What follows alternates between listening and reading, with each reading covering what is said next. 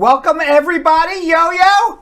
Checking his last minute text messaging. They're actually not text messages. I'm trying to get on Facebook. Trying to get on Facebook. Jessica Leamy sent us the notification. Yes, I know. We wait for Jessica Leamy. Jessica Leamy always does that for us. Thank you. When I get the notification from Jessica Leamy, I know we're live. Right. Welcome, everybody. It is Tuesday, December 7th. My name is Brad Bernstein. On his phone, Jonathan. We're here now. Jonathan, Yo-Yo Elias. Have you ever thought, Jonathan, of taking a mental health day from your phone and just saying, you know what? I am going to leave my phone at home. Oh, goodness. What would you like start having like a nervous twitch? Yes. If you left your phone at home. Absolutely. And you stuck it in the drawer and you shut it off for 24 hours. I couldn't do it. You could not do it. I could not do it. But you also have to understand that, I have an agent and I get thrown castings that I need to know right away. The castings will happen 24 hours later. Sometimes you need to give in a video that day. Did you ever feel that you would need that mental health break from a phone? No. Never? No, because I know how to make sure I don't go overboard, See, Brad Bernstein, I once cracked the screen of my phone. Oh, how'd you feel about that?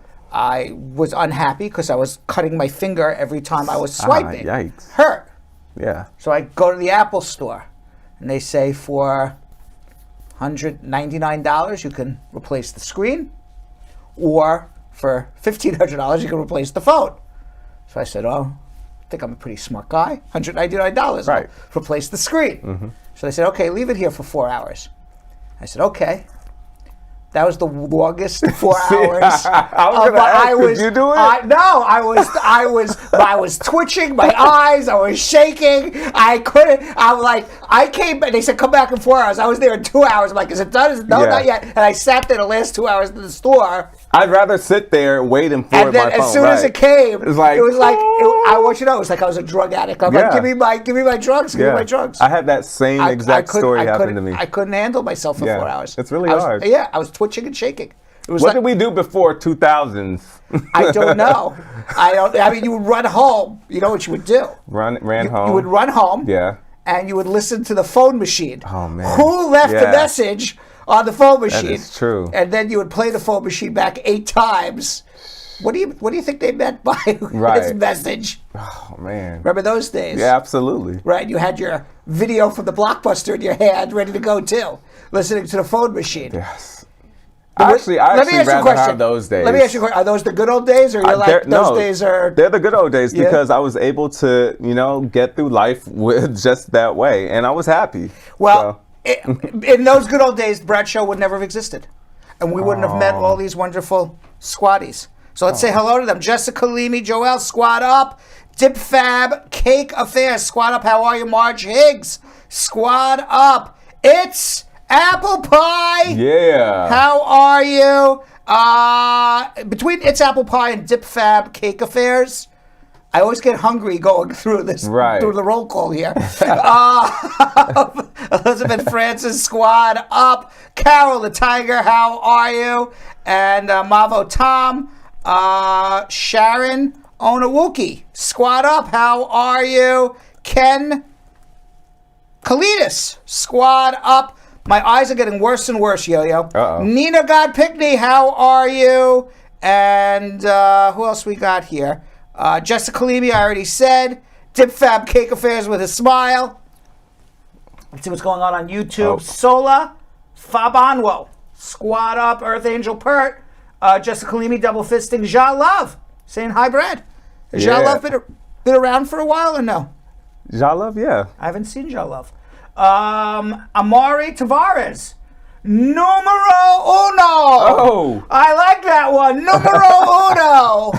I hope he's referring to us. I'm sure. I hope. Susie Quebec, how are you? Elias Kalidas and Pierre Agbazuki, Kevin Hunter, Osa de Kuna saying hello, Brad. Oh, Kevin Clark saying Wagwan, Brad, and Yo-Yo. So what would you say back? I know what I would say back. Nothing? Yeah. A show? What? No. You want to say it back in patois? Yeah, you say midea masa. Midea masa. Yeah. Yeah. Yeah. Everything Irie. Look, I'm gonna learn patois. You are getting good at it. Yeah. You are getting very good at it. Call your agent and tell them if there's any Jamaican parts coming up. There you go. I think you could do it. I think I need a little bit more practice. Dawn Harriet, I'm told my ear needs a shout out. Yes. Dawn, how can we forget you? Squad, up to you as well. Yo, take it away. Absolutely. All right, squad, you already know what time it is. It's time to start sharing on all social media platforms because we're about to start schmoozing with Brad. Talking headlines including the release of the International Organization for Migration's flagship World Migration Report 2022. And of course, it is Tuesday, so you already know what time that is. We're going to be chatting celebrity headlines and sipping some tea, including controversy between Gen Z and Madonna over the 63-year-old singer's latest sexy Instagram photos. And it was sexy. And of course, ooh. Mm-hmm. She looking. But there was I want you to know there was a little shade for her too. There was some shade for her. We'll have that conversation. And of course, you could always call us at the number scrolling at the bottom every day, Yo-Yo. There is always somebody in the comments every day that says, "Hey, Brad, how do I reach you?" So I am going to say to that person, I don't know who it's going to be today. There's always a new person who always says, "Hey, Brad, how do I reach you?" Yo-Yo, can you show them where the number is scrolling at the bottom of the screen for an entire show? That is where you can reach me. The number is scrolling at the bottom of the screen for 2 straight hours. Yeah. 2 straight. There is no reason to ask, "Hey, Brad, how can I reach you?" This is very true. Is that very true? This is very true. I mean, you would really have to not be paying attention, right? Yeah. I said to Jilly, every day somebody says, "Hey, Brad, how can I reach you?" I said, maybe we don't make it obvious enough. And Jilly says, "Brad, how much more obvious can we make it? The number is scrolling on the bottom of the screen Put it on for the top of your head. 2 straight hours. Like on our forehead. That's not a bad idea. You have a marker? I should just put it. I got a bald forehead, Yo-Yo. Look, and I got a big one. You have like a black marker here? We'll just put 1-800-LAW like right across my forehead. And if somebody asks after that, what are you going to do? I'm going to be like, right here, pal.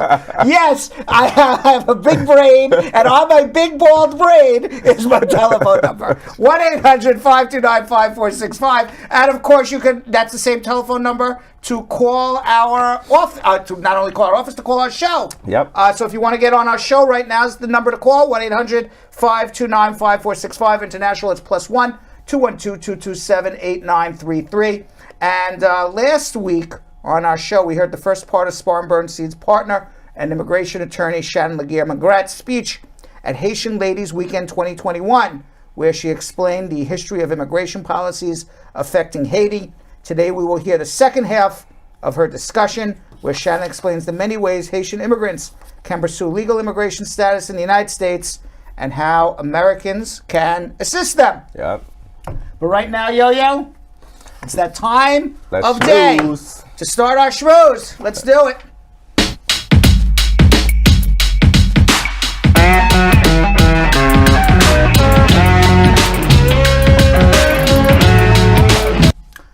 All right, so on December 1st, the International Organization of Migration launched its flagship World Migration Report 2022. It reveals a dramatic increase in internal displacements due to disasters, conflict, and violence. The Director General Antonio Vitorino said, quote, "We are witnessing a paradox not seen before in human history. While billions of people have been effectively grounded by COVID, tens of millions of others have been displaced within their own countries." So here is migration by the numbers worldwide, Yo-Yo. All right. Okay, there has been a 60% drop in 2020 to 1.8 billion people who took an airplane ride. That is down from 2019, where 4.5 billion people got on an airplane in the year 2019. Now, it could be the same person twice. Obviously, the pilot's flying multiple times. Oh, okay. Obviously, Yo-Yo's flying everywhere every weekend. You're an international superstar. Yes. You know, so it may be the same person. I like how you say yes. It's like not even. You don't even blink an eye on that. Yo-Yo international superstar. And but think about it. There's how many people in the world? 6 billion, 7 billion people in the world. And there's 4.5 billion people flew on an airplane in 2019, but only 1.8 billion because of COVID in 2020. Yeah. According to a report, the number of international migrants has also grown from 84 million globally in 1970 to 281 million people in 2020. That means 281 million people crossed an international border and moved somewhere else. Wow. In the year 2020. That's a lot of people. That's a lot. Although when global population growth is factored in, the proportion of international migrants has only inched up from 2.3% to 3.6% of the world's population. So even though 281 million people packed their bags, or maybe they don't have any bags to pack and they just put their shoes on, or maybe they don't even have shoes and started walking, who knows? But or got on a plane, 281 million people moved internationally, migrated in 2020. That's 3.6% of the world's population. Wow. Now, most people globally, 96.5%, have never left the country where they were born. They still, you may have traveled to visit someplace, 96%? But 96.5% of people still live in the country where they were born. Well, lived in the country, but not visited out there. I'm sure they have visited, but still residing, living in the country where they are born. That's a lot, 96%. Yeah. So that's the news on migration for 2020, and very trifling what's going on in Michigan. The school shooter, the parents of the school shooter, the 15-year-old boy who was accused of on November 30th, going on a shooting spree at Oxford High School in Michigan, killed 4 fellow students, injuring 7 others, including a teacher. The parents, Jennifer Crumbley, 45, and Jennifer Crumbley, 43, and James Crumbley, 45, they are now being held on involuntary manslaughter, and we're going to get to that in a minute. Now, the slain students were Madeline Baldwin, 17, Tate Meyer, 16 years old, Hannah St. Juliana, 14 years old, and Justin Schilling, 17 years old. And it was the deadliest shooting at a United States public school K-12 campus since 2018. It was the 32nd school shooting since August 1st. So for this school year, and we've only gone through half a school year so far, there's been 32 school shootings. Sheesh. Now, Oakland County Prosecutor Karen McDonald held a press conference on Friday laying out why her office is charging the parents with 4 counts of involuntary manslaughter. She said, quote, on November 21st, 2021, a teacher at the Oxford High School observed Ethan Crumbley searching ammunition on his cell phone during class and reported the same to school officials. Jennifer Crumbley was contacted via voicemail by school personnel regarding the son's inappropriate internet search. School personnel indicate they followed up that voicemail with an email. They did not receive any response from either parent. Thereafter, Crumbley exchanged text messages about the incident with her son on that day, stating, quote, LOL, I'm not mad at you. You have to learn just not to get caught. Now, on the morning of the school shooting, a teacher found a graphic drawing allegedly made by the shooter. His mother also reportedly texted him, Ethan, don't do it, after news of the shooting was made public. Now, the prosecutor, Karen McDonald, she said, I want to be clear that these charges are intended to hold the individuals who contributed to this tragedy accountable and also send the message that gun owners have a responsibility. Yeah.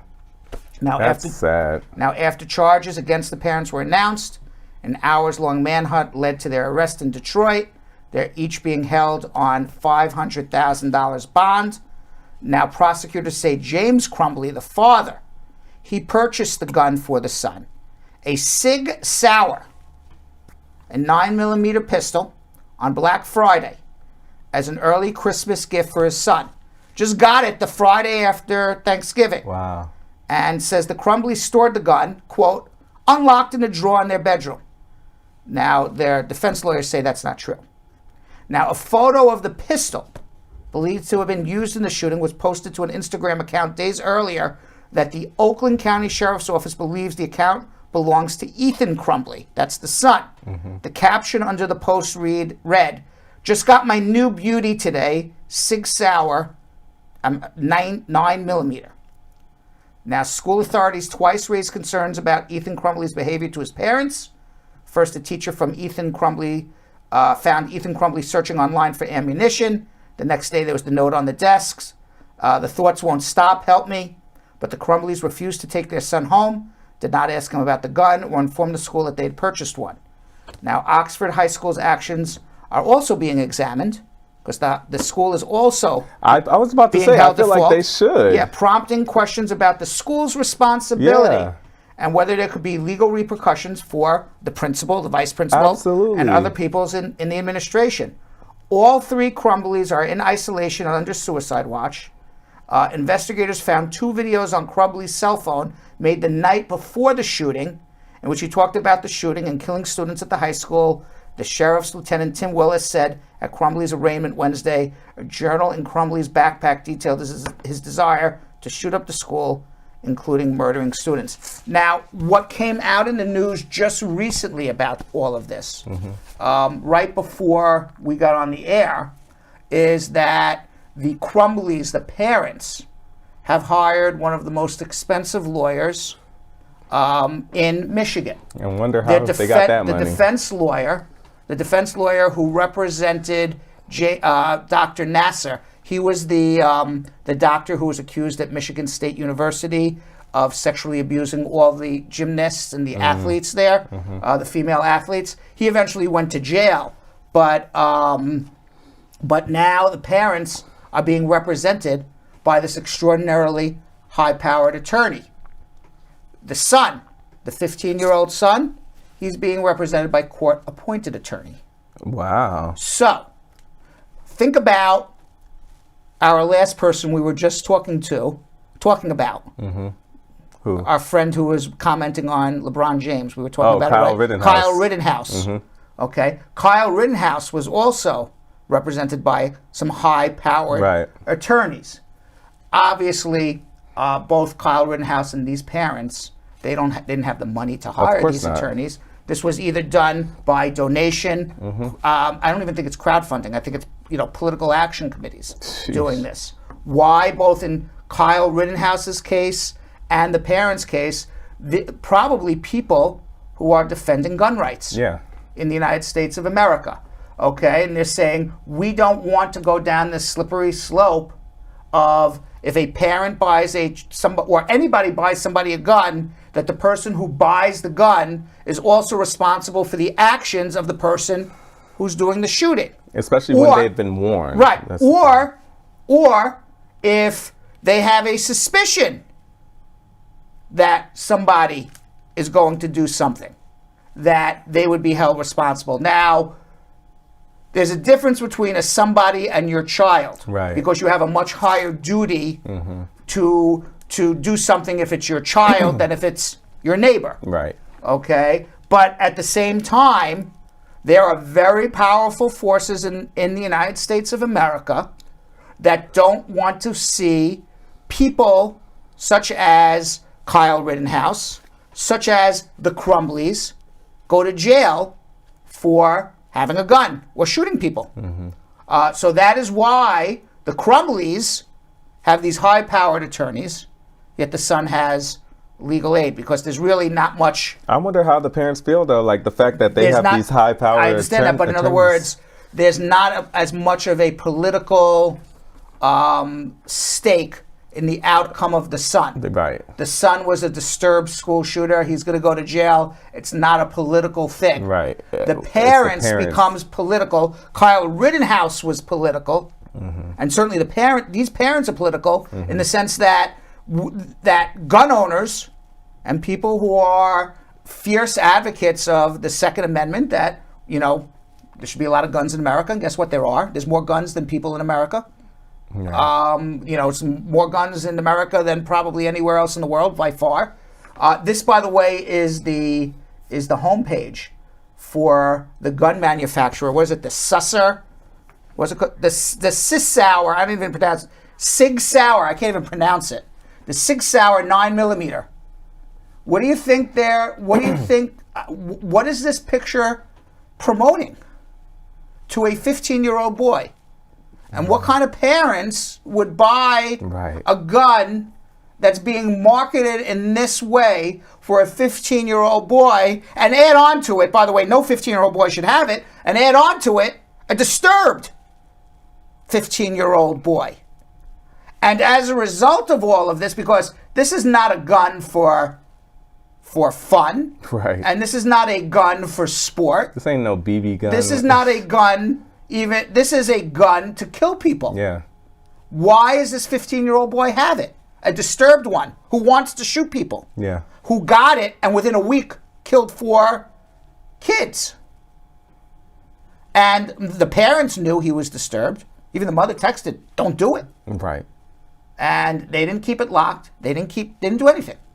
But there are gun enthusiasts, gun advocates I feel like they feel that that's okay. Yeah. Because nobody should be prosecuted for the actions of somebody else, even if it's their son, even if they hand him the gun, even if he's a minor, even if he's disturbed. Not true. And as a result, these parents are going to get very high-powered attorneys, just like Kyle Rittenhouse did, because there was it was a very politically charged situation with Kyle Rittenhouse too. Okay, his defense was, I was defending property. Okay, I'm allowed to have a gun. I'm a citizen and I'm allowed to have a gun. That's what the Second Amendment is. And I'm allowed to protect myself if somebody is going to come after me or I feel my life is in danger. Now, Kyle Rittenhouse's defense was ridiculous. It was illogical. Remember we talked about it? Because the only reason he felt his life was in danger was because he thought somebody was going to overpower him, take his gun and shoot him. You're right. But then if there was no gun, then there would be no reason why you would think that. But it's all political. Because and it's funny, whenever you always say, who's they? But in this particular case, we don't know who they is. Right. We don't know who's funding these lawyers, but we have a good idea. People who want guns on the street, people who want ammunition on the street. I bet it's even big companies that don't want to put their names out there too. People who want, I think it's political action committees. I want people who want Americans to have multiple guns and don't have a problem with the violence that comes with it. They don't have a problem with the violence that comes with this because what's more important to them is that guns should be legal. And I don't know at what point that somebody says, I have a problem with the violence that guns bring into society. But there's a big group of people in America that it doesn't matter how dangerous, how many school shootings, they don't care.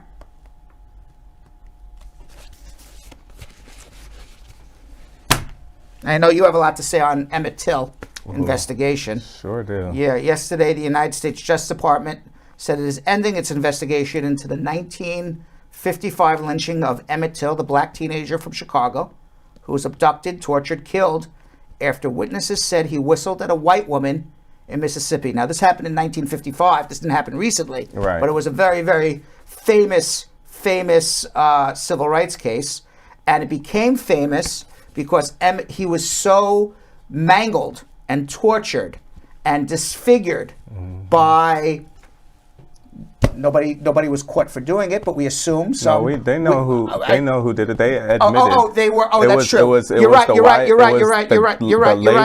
husband and the brother. I take it back. Yeah. Nobody was convicted. Right. Okay, nobody was convicted of it, but 2 people, these are the killers right here. Yeah. These 2 white guys. Admitted to it. Right. And they're both dead now. And they were acquitted by a white jury. I remember the story all now. Male. Right, all male white jury. And after they were acquitted, you can't have double jeopardy. Then they admitted they did it. But they they tortured and mangled this poor boy to such a and to such a level that, and he became famous because Emmett Till's mother left the casket open for the world to see what these two white men did to her son. Had the casket been closed, nobody would have ever heard of Emmett Till. So years later, one person who was never prosecuted was the woman, Carolyn Bryant Dunham. She is alive still. And she is in her 80s now. She is the one who told these two men that this black boy, Emmett Till, whistled at her and grabbed her ass. And later, after the exoneration of these two white men, which was, they did it. She said, "Oh, I lied about it." 6 decades later. And then she recanted and said, "I didn't lie about it." So the FBI was investigating whether or not she lied to police authorities to cover up a crime, because that in of itself is obstruction of justice. Now, the Justice Department finally released a statement saying, "In closing this matter, without prosecution of Carolyn Bryant Dunham, the government does not take the position that the state court testimony this woman, Carolyn Dunham, gave in 1955 was truthful or accurate. There remains considerable doubt as to the credibility of her version of events, which is contradicted by others who were with Till at the time, including the account of living witnesses." Till's cousin, Reverend William Parker Jr., said during a news conference in Chicago, "Today is a day we will never forget. For 66 years we have suffered pain. I suffered tremendously." Now, the two white men, Roy Bryant and his half-brother, J.W. Malam, they were tried on the murder charges a month after Emmett Till was killed, but as Yo-Yo said, the all-white Mississippi jury acquitted them, and months later they confessed in a paid interview with Look magazine. And eventually, Roy Bryant, one of the two killers, married Carolyn Dunham, who 6 decades later said she made up the story and then recanted. Now, Bryant and Millam were not brought to trial again. They're both dead.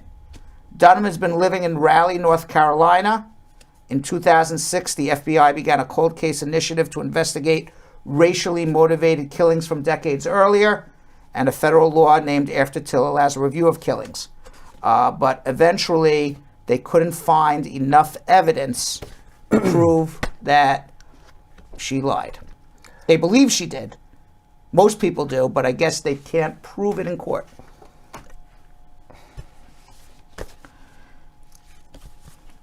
Last word, Yo-Yo. You know, I know you have a lot to say on it, so I'm silent. I'm waiting for you. At this point, this is what I would rather have. Let him live or rest in peace, because this 14-year-old, innocent 14-year-old child, who obviously was innocent from what the lady actually said, and what actually came out, the mother had said that he had like this stuttering problem. So like when people stutter, sometimes they'll like do something to kind of break out of that stutter. So he'll like whistle and then it kind of goes straight, you know. And he was begging his mother in Chicago to just let him stay with his cousins out in Mississippi just for like the summer. And she was like, she wanted to protect him from exactly what happened. This was an innocent child who was with a single mother. I don't think he whistled. Family. He certainly didn't whistle. He did not whistle at her, and the fact that she can come out and say, "I lied," and then her family come out and say, "Oh no, she don't know what she's talking about," and you know, the case being closed. It's like, regardless if he did whistle or not, he did not deserve what happened to him. So I don't see how. I'm saying bringing this up again ain't doing nothing but not letting him rest in peace. Well, there was never any justice for him at all, and there never will be. So it's just like, let him at least just let him rest in peace. All right, that's the only thing you can do at this point. Well, our schmooze would not be complete without coronavirus, Yo-Yo. Oh gosh. Yeah, less than a week after the first case of the Omicron variant was confirmed in the United States, about A third of states have now reported cases, and health officials say it's continuing to spread rapidly. But now there is some news reports coming out that maybe the Omicron virus, although it's spreading rapidly, may not be as lethal as some of the earlier variants, including the Delta virus. So that may be some good news. And Dr. Fauci even came out and said, if the news continues to look this way, and you'll only know over the next couple of days and weeks to see if people are getting hospitalized. But even though a lot of people are getting sick with the Omicron, I'm maybe not pronouncing it right, variant, there's not been an additional equal number of people dying or becoming severely ill.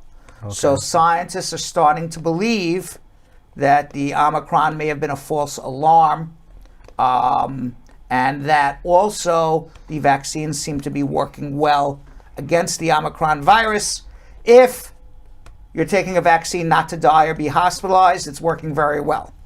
If you're taking a vaccine because you don't want a virus in your body at all, well, vaccines, the coronavirus vaccines don't necessarily work like that. They work to prevent you from getting ill enough to be hospitalized. Right. And seems to be working against the Omicron virus as well.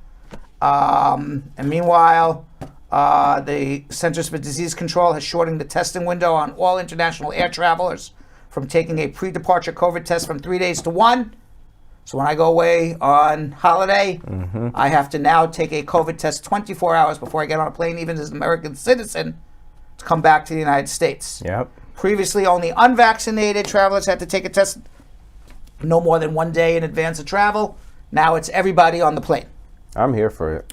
And the new rules affect all air passengers 2 years and older. Yeah. And that, my friend, is Schmooze. I'm thirsty. We have any tea? Oh. Is there any tea anywhere? What do we have today? The tea is coming. Oh! Whoa! We have a new beautiful butler. Why don't you introduce yourself? We have Introduce yourself. We have a new beautiful butler. How are you? Pretty and pink. What are you serving us today? It's pomegranate and raspberry. Pomegranate and raspberry. Okay. Very nice. Real fancy. Very nice. J Fresh, somebody's coming for your job. Oh boy. And it matches your wow, suit. And it's the pink and the pink. Right. Very nice. Thank you very much. Thank and you so appreciate much. it. That was very. Oh, and a spoon. Thank you. That was very. What like a nice this. surprise on who's serving us today. Thank you. Cheers very much. Thank you. All right. Let's see. We like this pomegranate. We seem to be getting new teas every day. This is very good. Okay, you guys talk amongst yourselves. We're gonna have some tea. Yeah. This is really good. Excellent. Yeah, you have your finger out? Yes, of course. Yes, you do. Yes. Oh, thank you for the music. Thank you. I feel like I'm in the Buckingham Palace. That's where we're supposed to be, yes. So what do you think of this Drake withdrawing his 2022 Grammy nomination after he got nominated? Yeah. Now, usually the way the Grammys work is, you tell your record label, hey, put me up for the award or don't put me up for the award. Because you gotta sign in and put yourself in to the nominating process to even potentially get nominated. So his record label did it. Right. And he was nominated, five nominees, including Best Rap Album for Certified Lover Boy and Best Rap Performance for Way Too Sexy featuring Future and Young Thug. And then after the nominations came out, he withdrew. Weird. He withdrew. Now, he's had a whole contentious thing with the Grammys.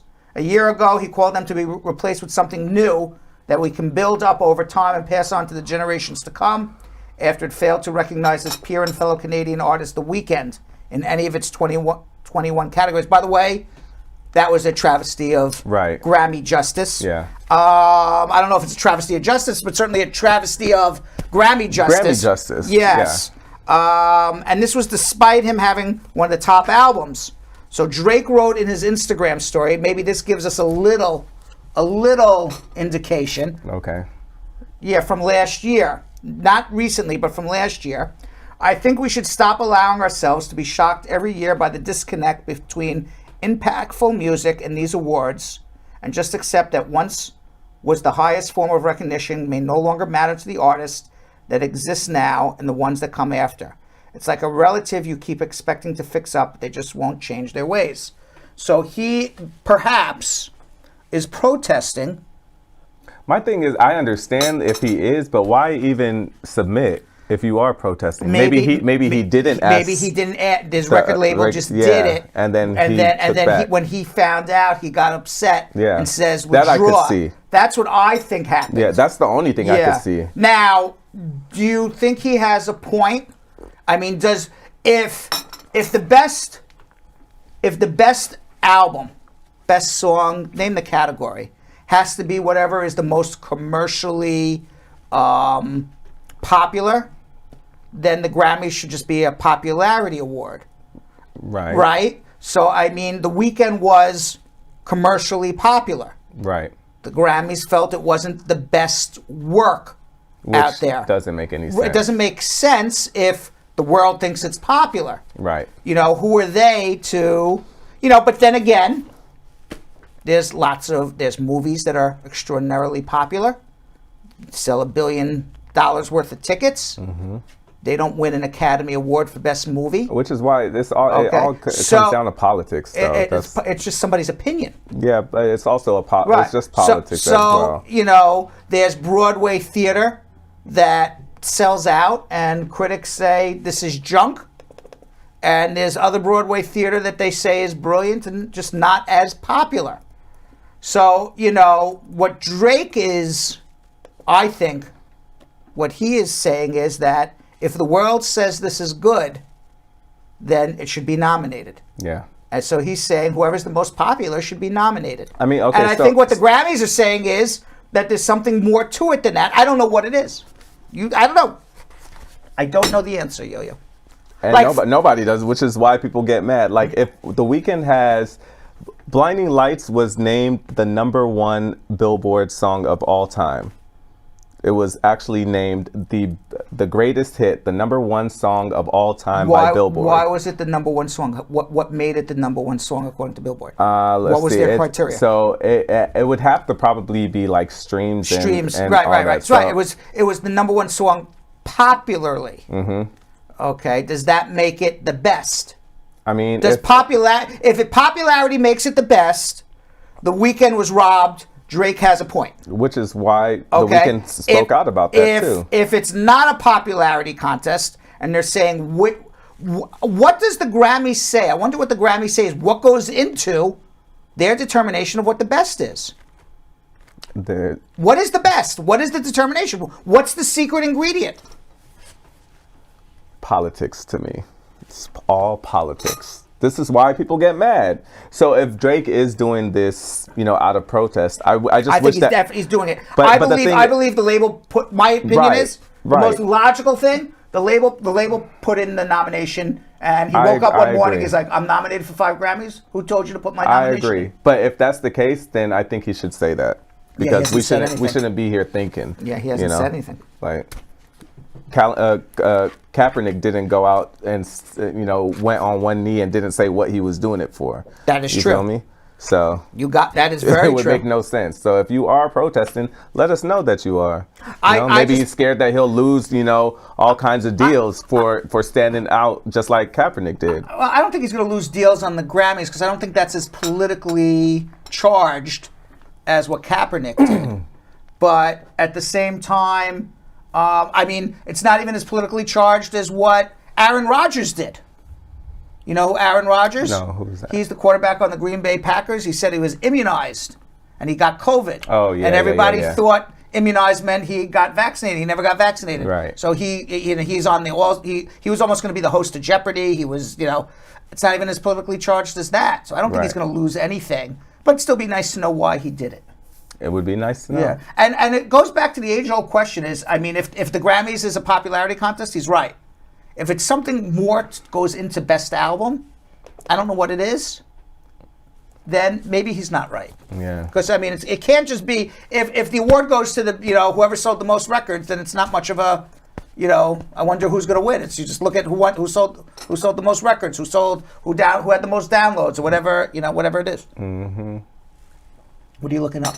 I'm looking at like what the Grammy Awards is based on. So it's just Academy members are required to vote solely based on quality, and what does that mean? Without consideration for sales, chart performance, personal friendships, regional preferences, or company loyalty. Okay, so that means absolutely nothing. Right. So which is what I'm saying. That means absolutely nothing, and there's no meaning behind the award. So then Drake's right. Right. All right. There's no meaning behind it then. Quality. That's exactly how winners are presented with the Grammy. Right. Then there's no basis for it. It could be, they should be nominated based on catchiest tune, most hummable tune, tune that, have some categories there. Something that broke new ground, something that was different than before. I don't know. Yeah. I'm not a musician. I don't know it's what it funny would because be. a lot of award shows are actually having those categories now. Like the TikTok has created a whole new category for like VMAs and stuff like the AMAs for like viral songs. So do they have anything? We'll never know. Do they have anything like most viral legal advice on TikTok? Because if they have a category, listen, we'd be up there. I would be up there. Most viral legal advice. This is true. Maybe we can do it for the People's Choice Award. Yeah. So what do you think of Madonna, 63 years old, getting naked? I'm here for it. Madonna has always been a sex symbol. And now she's representing for older women who, of course, I feel like it doesn't matter what your age is. If you feel sexy, then be sexy. She's 63 years old. These are some of her Instagram posts. Looks great. Her doctor has been doing great stuff. She's toned in her fishnet stockings. 63 years old, Yo-Yo. There you go. All right. Pretty toned. Has a young, handsome boyfriend. You know what I mean? She's Madonna. She's Madonna. Right, so, but, it's the Gen Zs. Mm-hmm. They have a problem with it. Not the older people. The older people Gen Z can go. Gen Z could go. Toe. All right, so this is what one of the Gen Zs said on the comments on her Instagram. Madonna, hun, you're old enough to be 90% of Instagram's grandma. The majority of us don't want to see some nanny with her bits out. Oh, gosh. And another person said, I would be so ashamed if my 60-plus mother posted pictures like these on Instagram. Ew. And another one said, ew, Grandma, put on some clothes. I bet you she's in better shape than some of these Gen Zs. Absolutely. Absolutely. Yeah, it's very easy to say, go put some clothes on from behind an anonymous. They call them trigger fingers. They trolls. Literally just troll online, and most of them are just miserable at home. If she's happy, she looks good, she's representing for a certain age that can be confident, I say do that. I've always liked Madonna, so I'm here for it. So meanwhile, the internet is on a mission to silence Will Smith and Jada Pinkett Smith. All right. Someone listed as Dexter Morales started a Change.org petition to keep the married couple quiet. And why is Dexter doing this? Well, Dexter seems to be among many online users who are desperate to escape the media headlines about Jada and Will's marriage. Are you tired of hearing about them? It's not that I'm tired of it. It's just it's a lot. It's a lot. It's getting real uncomfortable. It is a lot. It's getting real uncomfortable. Now, the petition was created on Thanksgiving Day, and since then it's more than 1,900 signatures. The only words on the petition say, poor Will Smith. Yeah. But people have some very strong feelings. KW from Mission Viejo wrote, everything I learned about this couple is against my will. Free us. Another person wrote, this is Mona Lisa Mazavami. I'm sick and tired of hearing the BS that goes on in their personal lives. It's exhausting. I've muted their names everywhere, and still I'm seeing them. I'm sick of this weirdness. Make it stop. The thing is, I think this is the thing. So Jada has that red table talk, as you can see, and it has blown up. Like I go to Times Square and I see a big ad for Red Table Talk. And what it promotes is just being free, being open. They have a lot of celebrities come on there, especially after they have any kind of scandal, and they come and talk and just let it all out on the red table. I think they're letting a little too much out. It's too much. So like over the years, we've always thought about like, okay, we heard that Will Smith and Jada are perfect because they have an open marriage. So that picture right there. Well, I don't know why perfect. Why are you perfect in an open marriage? Because it works for them, and they're able to be open. All right, if it works for them, but I don't think being in an open marriage is perfect. But that's your preference. That's correct. If that is their preference, because you have not heard any type of drama with Will and Jada until, They're happy. Now that's why we want the petition to something, because we don't see the happiness. Like Jada even said, I'm going to quote her. She said, I think you expect your partner to know what you need, especially when it comes to sex. It's like, well, if you love me, you should know. If you love me, you should read my mind. That's a huge pitfall. So people are starting saying that now Will Smith doesn't satisfy her sexually. This is why she went with August Alsina, and it came out. By the way, I can't imagine many women say that about your husband. But not only say that about your husband. Your husband's Will Smith. Right. It's not like your husband's Joe Dirt. Yeah. You know, it's not like she married Joe Dirt. She married Will Smith. Yeah, I can't imagine. There's got to be almost every woman out there like, man, I would take Will Smith in a second, right? Well, now they're like questioning it. They're like, well, is it? Because now they're going back, because Jada Pinkett had always loved Tupac. Like, they grew up together. So so her and Tupac, they're from Baltimore. They grew up together. They had like this unconditional love. So when she started saying that, now they're like, well, she loved Tupac more. And then Will Smith came out and said something about, they were best friends type of thing. But friends with benefits. They were friends. I think it went down. But Will Smith started bringing up how, like, you know, he felt like he couldn't keep up with Tupac and Jada's connection. Yeah. You know, so like all of it is just real cringe worthy. We don't need to know what goes on in your marriage. Meanwhile, I gotta tell you, Marge Higgs says they are too much now, man. Yeah, you see? And it is cute but nasty. Yeah. And Sharon Bartley, she's agreeing with you. Jada and Will are just not happy people. Yeah, but we didn't know this. Right. We didn't know this. And now that the world does know it, I'm sure it's taking a toll on their relationship. And Dawn Harry, it's like, this is just a hot mess, this whole entire thing. It is. Yeah. It is. It's real messy. And the last word goes to Dionne Reed saying, is this pre-hump day? Kind of is. Tuesday is pre-hump day. And by the way, Twinkle K on YouTube, going back to Madonna, says that her actions are professionally aligned. And she's doing it for an ad or something that's going to come out. I don't know if she's doing it for an ad, but she's certainly doing it for publicity. You know, at 63 years old. I mean, she's always been like this, though. She's always been like this. It's not out of her character, so I don't understand. By the way, you want to know who looks amazing and who's 90 years old? Rita Moreno. You know who Rita Moreno is? Who's that? She was in she has a new role in the new movie West Side Story coming out. Okay. The woman is 90 years old, belting out songs. Oh, wow. All right, the movie's coming out on Saturday, but she's a famous Broadway actress. Oh, she's gorgeous. She's 90 years old. Yeah. And she is singing solo songs and belting them out. That. There you go. Wait till you see Rita Moreno in West Side Story. I watched the preview. Puerto Rican. Yeah. Finally, I'm told I have to read this story, Yes. Seth Rogen has some questions for Adele. You know who Seth Rogen is, one of your favorite actors. I love Seth Rogen. Right? Is that one of your favorite actors? No. But you love him. I love him. But not one of your favorites. No. Who's your favorite? You know, they go from like Halle Berry to Denzel Washington. Right. You know. Right. But not, I thought you told me he was one of your favorites like right before. No, when it comes to comedy, yes. One of your favorite comedy Yes, people. absolutely. All right. So, Seth Rogen, one of Yo-Yo's favorite leading comedic actors. Absolutely. All right. Him and Will Ferrell. And who? And Will Ferrell. I like Will Ferrell. Has some questions for Adele, or at the very least for her marketing team. Now, the actor told Jimmy Fallon on Wednesday that when he first got an invite to the singer's CBS event, one night only, with Adele, he was under the impression that it was a small Adele concert.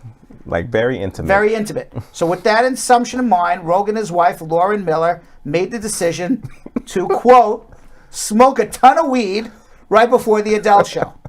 but they arrived at the Los Angeles Griffith Park and saw film crews, television cranes, drones.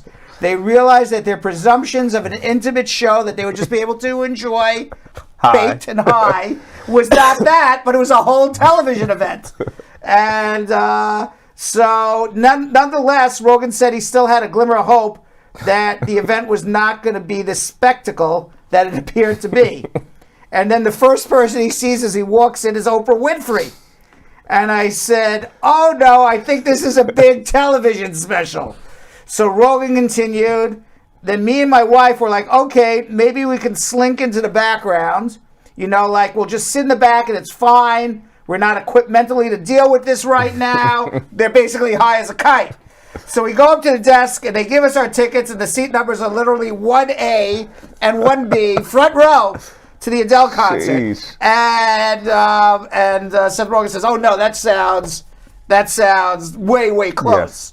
So he's a pot entrepreneur and he owns a pot farm. Yeah. He talked about how awkward he felt sitting in the front row completely high, baked out of his mind. Right. With a camera literally pointed at his face the entire concert. The whole time I just tried to look cool, which is not healthy thought to have. And for me and Adele, it was hard for me to look cool because I'm uncomfortable and I'm extraordinarily close to her singing. He also questioned why he scored front row seats when there were so many more famous people than me there who should be sitting where I'm sitting. And I could just feel them insulted that I had the best seat. Right. I was in front of Drake, and there's no world, he says, where I should be in front of Drake at the Adele concert. Right. So he noted that Ellen DeGeneres and Kris Jenner are also seated further back than him. And he says, I feel like Leonardo DiCaprio is behind me thinking like, did Seth Rogen write Rolling in the Deep? Is that why he is so close?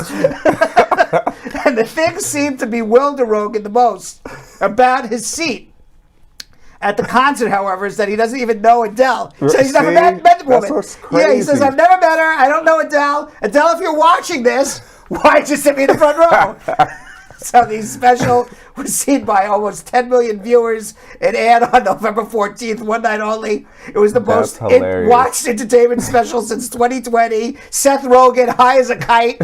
He's in the first row on TV for the entire show. Variety reported, Rogen said, I think it's the most popular thing I've ever been in my entire life. Like, there's people I know who have not watched my last 5 movies who've been texting me being like, you are amazing at the Adele concert. It looked incredible. That is hilarious. Hilarious. So is he a bigger star than he's giving himself credit for, Yo-Yo? No. Not bigger star than Leonardo DiCaprio or Drake? No. Especially when it has to do with music. You got Drake he has nothing to do with it. No. So that's what made it so funny to me. There was a time, the reason why I could relate to what happened to him. Once, me and my brother and my ex-girlfriend, we were going to my cousin's confirmation. Right. And we were late. So we told my mom, go inside, and we were parking the car. So when we got to the church, we're waiting in the line, and all 3 of us were wearing red. We walked through, and we're walking down the aisle to be confirmed. We had no idea. We went down the wrong line. So everybody's watching us, and we're walking down like, we don't know what to do. We saw the kids in front bow at the priest, so we just like bowed at the priest. You know where to go. And my cousins are pissed. They're like, you're ruining our confirmation. So I can see how he feels. I feel for Seth. I feel for him.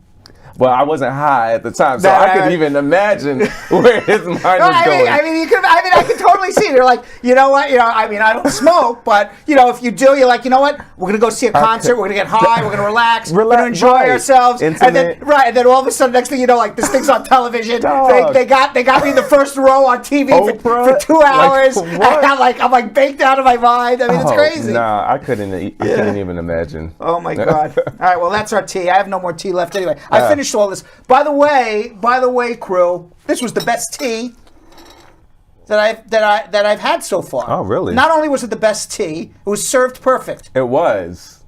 I'm sorry, Jay Rhymes. Uh-oh.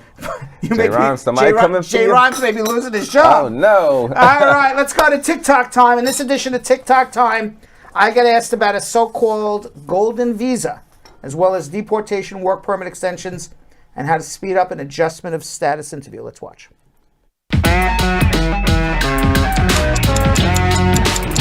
There is no golden visa program in the United States. The closest thing is a investor visa where you invest $1 million in a business and employ 10 U.S. workers, if that's what you think is a golden visa. Well, they can't throw somebody out of a plane over the ocean, and they have to have a country accept that person. So if there's no evidence of where that person came from, and there's no evidence of that person's citizenship, that person doesn't get deported. What you can do is you can file for an extension of your work permit, and the extension notice of your work permit allows you to legally work for an additional 180 days. Hopefully over that time, they will issue you a new work permit. Good luck. The I-751 to remove the conditions of your permanent residence is taking close to 2 years, sometimes even longer. If you've had your conditional green card for 3 years, you're in a bona fide marriage, file your N-400, your naturalization. That could speed things up. Good luck. All right, it's meat and potatoes time. We had our tea. Now let's have our meat and potatoes. You got an immigration question? I got an answer for you. Let's do it.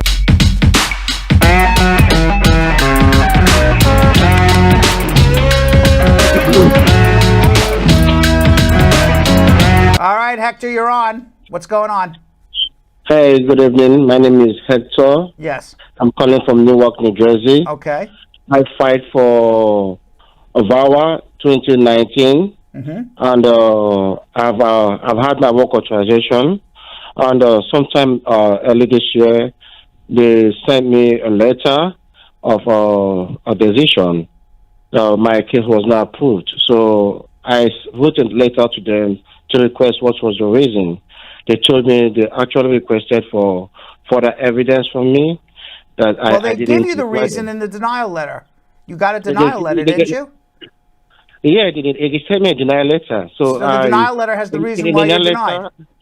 No, they said they requested for further evidence that I did not respond to. Oh, that. I see. So you got an RFE that you never received. I didn't get it. You never got it. I never got it. So I wrote to them and I showed them evidence because I relocated from my old apartment. So and I requested for I was Did you change your address with immigration? Yes, I did. Okay, so if you've changed your address with immigration and they didn't mail your RFE to the new address and you have proof that you changed your address, that is a good reason to make a motion to reopen. You don't write them. You actually have to make a motion to reopen. Did you do that? Yes, I did that. Yeah. Okay. And I filed for I-2029. Okay, so what is your question now? So I filed I filed to. What is your question? What is your question? Since then, they've not responded to me. How long has it been? Sometime about 4 months ago. Okay, yeah. Motions to reopen take 8, 9, 10 months. So hang in there, and hopefully you'll hear soon. Did you get divorced from your wife? Yes, I did. When did you divorce your wife? I divorced her before I filed for the VAWA. Okay, so you have no choice but to get this motion reopened because you can't file a new one now. Because you can't file a new VAWA more than 2 years after you are divorced. So let's hope this case gets reopened. But as I said, if you have proof that you changed your address with immigration and they mailed the RFE to your old address, that's a winning case. So hopefully you'll get approved. Oh, thank you, sir. All right, so good luck. Thanks, sir. All right. Let's go to Krishna in Harrisburg, Pennsylvania. Hey, Brad, this is Krishna here. My question is in regards to employment-based green cards. Actually, I have an approved I-140 in EB2. And recently, my employer downgraded from EB2 to EB3 and filed for my green card because the EB3 date went faster. Mm-hmm. So what happened is when I filed in October for my downgrade from EB2 to EB3, the EB3 dates went from 2014 to 2012, and the EB2 dates moved forward actually. Right. So now I have an pending I-140 in EB3, but my date my filing date became current in December this month. For EB2. But going for EB2, correct. But within couple of months or maybe 3-4 months, the EB2 final action date might become current too. So now, how can I tell USCIS, or can I do an interfile? I mean, it's an unusual situation, but if I was your attorney, what I would do is I would write them a letter with your case number requesting a change in classification from EB3 to EB2 because it's current, and see what they say. Correct, but my EB3 I-140 is still pending, so You would still ask to change the category. Okay, so just ask an attorney do it by letter form, put your case number. I mean, that would be the way I would have to approach it. I mean, it's an unusual situation. It's rare that would ever happen. So it's not like this happens a lot. Me personally, I've never come across that in my own practice of law to say, yes, I've done this and this is what you should do. But if you're asking me how I would handle it, that's how I would handle it. Got it. Okay. Yeah, that's what I wanted to know, because some people said that you cannot interfile because your EB3 I-140 is still pending. You could. Let me tell you something about life. If you don't ask, you don't get. Remember that. Yeah. Ask. Maybe you get it. And that goes with everything. Yeah. You don't ask, you don't get. So ask. Got it. All right? Yep. Okay. Yep. Great. Thank you so much, Brad. Good luck. Let's go to Felicia in Redding, California. Felicia. Hi, guys. Felicia. Oh, yes. Hi, how are you? Well, how are you? Good. Felicia, you have something to say to me? A question? Oh, yeah, I just had a quick question for you. Good. What is it? I'm just trying to figure out what would be the quickest visa to get, the fiance or the tourist visa? The quickest visa to get? Yeah. You want to marry somebody? Well, it's my fiance, and I'm pregnant, and he wants to be here for when the baby's born. Well, the fiance visa, he won't get here for when the baby's born. I don't know what country he's in. I don't know if he's even eligible for a tourist visa. Certainly, they're not going to give him a tourist visa to come for the birth of his child. I can almost assure you that. They're going to think he's coming to marry you. What country is he in? He's in Romania. He's in Romania. Yeah. He can try to get a tourist visa. I don't even know if the embassy is open in Romania. Does he have a job in Romania?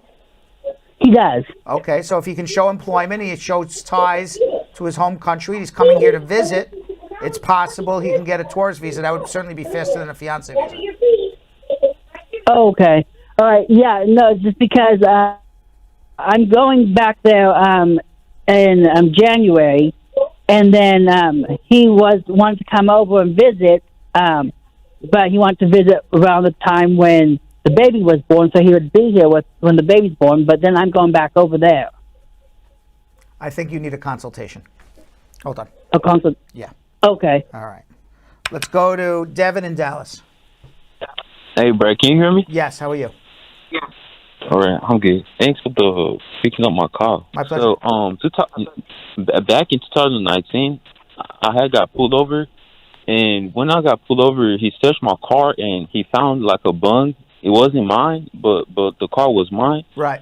So I was charged with it, and so I had to get a criminal lawyer, and he got I didn't go to court. He fixed it. He said it's dismissed. But I'm in Texas. There's some laws around there, and I got my green card the next year after. I got my green card 2020, and the case got dismissed 2020. So now I'm just thinking about what happened back then. Now it's just nightmares. I don't understand what you're saying. You got arrested because you had a blunt in your car. You went to an attorney. The attorney said the case was dismissed. You got your green card. Then the case was dismissed the second time, and you're concerned? That's all I heard. That's how I understand it. I don't understand how a case is dismissed twice.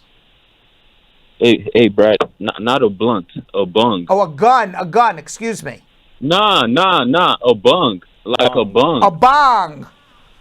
Okay, not a Yeah, it's blunt, like not a gun, A bong. not a bong. At first I thought he said a blonde, and I said, you don't get arrested for having a blonde in your car. So then I thought he said a blunt, a bong. Got it. Well, first of all, even if you were found guilty of a bong is not inadmissible or deportable. yeah, that's what the lawyer said, but it's a class C misdemeanor. All right, so this is how you have a disposition saying your case is dismissed? It's closed. Yes. Okay, if you have a disposition saying your case is dismissed, it was dismissed before you got your green card, you're all good. All right. All right? So don't worry about it. All right. Thank you very much, All right. God bless. Let's go. All right. Ken, God bless you too. Kevin in Baltimore. Kevin, Hello? Can you hear me? what's going on? Oh, March hi. Higgs wants to know what a bong is, Yo-Yo. Oh, It's something you smoke weed out of. yes, it is like a glass. Like a blast thing, right. Yeah. Right. You can ask Seth Rogen. He would Yeah, know. Seth Rogen. All right. Kevin in Baltimore. How are you? I'm good, thanks. How are you? Good. What's going on? Okay. So I'm 23 now. When I was 17 years old, my dad took his citizenship test and passed it, but didn't get sworn in until I was 18. So whenever he went to his old ceremony, he asked one of the officers if I would qualify for a passport, and they told him I might qualify for it because he passed his test when I was 17. So he took me and my half-sister You're not a to the citizen. post office. The answer is no. Yes. But the question is, I applied for a naturalization test, and for a naturalization process. So, one lawyer told me you made a false claim because you applied for a passport. You didn't make a false so claim. You can- applied for a passport. You told the truth, and they said you're not a citizen. Exactly. But So now my that's not a false question claim to is, U.S. citizenship. oh, okay, thank you. Now my question is, I just got naturalized last week, so Great. I was trying to apply for a passport now. Go do it. And there's a box there, like the last question that says, "Have you ever Applied. The applied answer is yes, and it was determined that I was not a U.S. citizen. Yes, but it then says if answer yes, what was your the name on your passport and all that. Explain exactly what you questions. just told me. Okay, so I just go to the post office and tell them that, No, right? you just write. No, you write a note, attach it to the application. Say see attached. Exactly what you just told me. Okay, so it's okay if I go and apply for a passport, right? Absolutely, you're a citizen. Okay, thank you so All right. much. You have a naturalization certificate. It can't be taken away. You're good. Okay, thank you. Unless under very unusual circumstances. But what you told Thank me you is so not a much. false claim to citizenship. All right? Okay, thank you You're so welcome. much. God bless you. Okay, thank you. Eduardo in Martinez, California. Oh, hi, Brad. How are you? Good, how are you? Great. Does USCIS cares on the N400 for the date of the divorce or only the date, like the final divorce or when the couple separated? The final divorce. Okay, because my friend, he had an unusual situation where the divorce was passed, his green card was issued, but he started having problems and living separately between the I-130 was approved, but the green card was issued. Okay. So he kind of like... So those are two separate questions. Okay. Okay. One question is Uh-huh. there's a question on the naturalization application, when did you get divorced? And you bring in your divorce, and on your divorce certificate or on the findings of fact in the divorce, it will say when the couple separated. If Correct. either the testimony by your friend is we separated before I got my green card, or the divorce, the findings of fact in the divorce indicate there was a separation before he got his green card, then he has a problem on his citizenship because perhaps he got his green card under false pretenses. He got his green card based on being in a bona fide marriage that may not have been bona fide at the time he was granted. Now, there is case law that says if you're separated and the separation was recent, right before you got your green card, and it was a long marriage, a bona fide marriage, and certainly bona fide when you filed, that there are exceptions, and there's case law about that, but you're fighting this out on a legal basis, and it would be very fact-specific. So he might as well just amend the divorce, right? Well, he might as well have a consultation with a lawyer before he does anything more dumb. No. Because the problem is, the truth, he was together, but in there they wrote it wrong. Okay, so then you would need to amend the divorce. Then absolutely.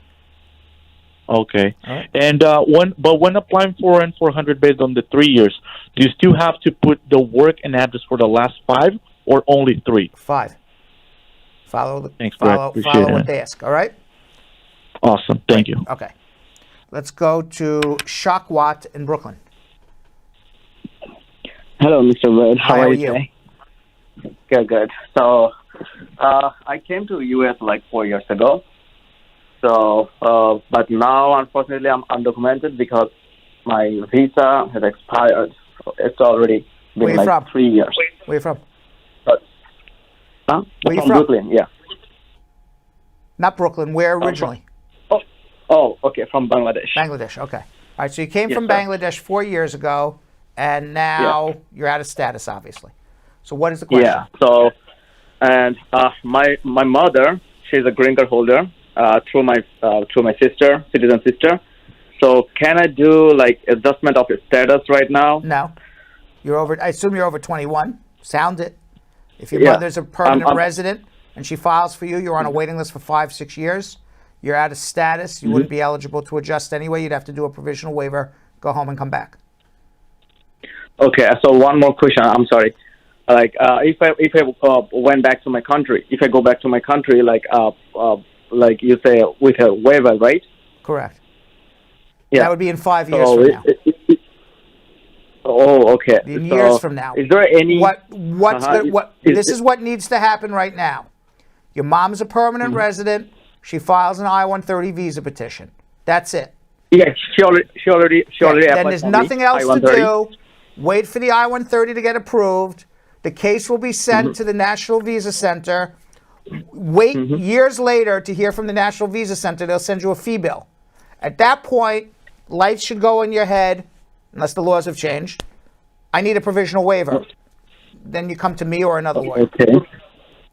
Till then, nothing to do. My mom already applied for me like 2 years ago already. Fine. It's been like 2 years. Again, there's nothing for you to do, nothing for you to go home to, there's nothing for you to file. Your case will eventually be approved if it hasn't already. It will be sent to the National Visa Center if it hasn't already. You are going to wait and do nothing. At some point in the future, 2, 3, 4 years from now, you're going to get a letter from the National Visa Center, pay a fee. At that point, a light goes off in your head. National Visa Center is asking for a fee. Does this mean I'm eligible for my green card soon? The answer is going to be yes. Now you're doing a provisional waiver. Find a good lawyer to do it for you. Oh, thank you so much, Mr. Red. Right, and one so more just hang question. in there. Yeah. Just a simple question. Just a simple question. Like, is there any like chance to get any benefits if BBB plan is passed? Well, maybe. We'll see what passes, and we'll see who qualifies and who doesn't. Okay. Thank you so much, Hang in Mr. there. Red. Thank you. My guess is the Build Back America plan, we won't hear a final answer on it till January. That's my guess. Oh. But you never know. Hang in there. Thank you so much. Okay, Shakwa. Thank you. You're welcome. Let's go to Una in Atlanta. Hello. Hi, Una. Hi, Mr. Brad. How are you? Good. What's going on? Good. Thank you very much for all what you do. My pleasure. Tell me your question, ma'am. Okay. My friend was married to a U.S. citizen, and before she married, she put in asylum. And then when she get married, and later on when she was about to put her papers, she withdrew the asylum. But I know when she withdrew the asylum, and one time before just after 2 weeks, they sent her a letter for interview at the asylum. And then the lawyer said immigration has already withdrawn the asylum. She didn't show up for the interview. They put you in removal. Yeah, but after, so if you're in removal, it's unfortunate, but not the end of the world. Let me tell you. Okay, then later they called for her for interview for the I-130 and the I-145. Both of them, she did it together. Right. The I-130 was approved, and the I-45 was not. Yeah, I know what happened. She cannot, and then later on, the case was terminated. In what was terminated? Your removal hearing? Yeah, the removal hearing. How long ago was this? Oh, this was like maybe I think it's like about 3 months now. Okay, they don't terminate removal hearings generally. You have to adjust before the judge, but okay. So your question is what now? So what's next for her? If in fact your removal was terminated, file a new adjustment with USCIS. But in her listing, they said your I-145 interview was completed, but case need to be reviewed. That was before the judge made the decision, before it was terminated. Okay, all right. They say it's completed on the website. When she showed me, is all right. I-145. Enough. Yeah. It is unlikely that your removal hearing was terminated. Generally, what happens is when you file an adjustment and you're in removal, they administratively close your adjustment interview. They approve the I-130, and the immigration judge has to complete the adjustment. Based on the words you're using to me that the immigration judge terminated your case, and it appears that your I-45 was administratively closed, you need to submit a letter to immigration, USCIS, that your removal has been terminated. Here's the order of the judge terminating my removal hearing. Therefore, I'm no longer in removal.